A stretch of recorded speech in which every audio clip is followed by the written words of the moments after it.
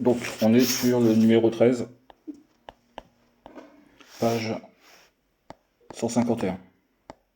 Donc là, on nous demande de faire une classification entre les espèces qui sont donc naturelles, synthétiques ou artificielles.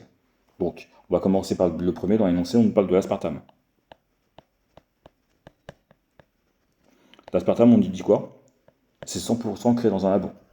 Donc l'aspartame fut inventé, vraiment inventé, hein, par un chimiste, donc c'est artificiel. D'accord?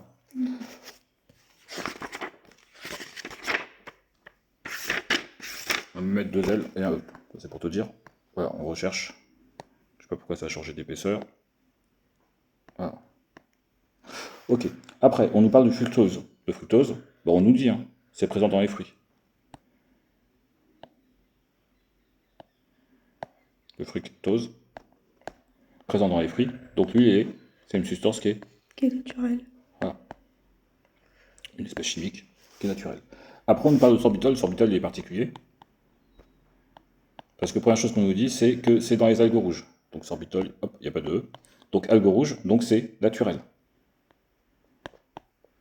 Quand on le prend dans les algues rouges. Est-ce que les algues rouges, c'est dur à trouver, etc. Je n'en ai aucune idée. Algues rouges. Attends, je vais juste couper ça parce que si j'en ai plein qui arrivent à chaque fois, ça va les enregistrer les messages. Donc algues rouges. Et on nous dit aussi qu'on peut le synthétiser. Donc, synthétiser en labo. Donc, synthétiser. Donc, synthétique. S-Y-N. Voilà. Car on peut le faire en labo à partir d'hydrogène, et je crois que c'était du glucose si je me souviens bien, plus de glucose. Donc voilà, on a classé. Après, proposer une hypothèse, donc ça c'est la question 1. Question 2, proposer une hypothèse sur les intérêts synthétisés du sorbitol en industrie.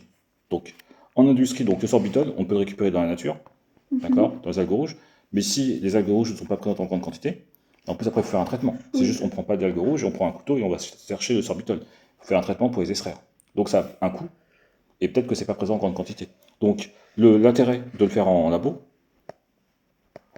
c'est le coût.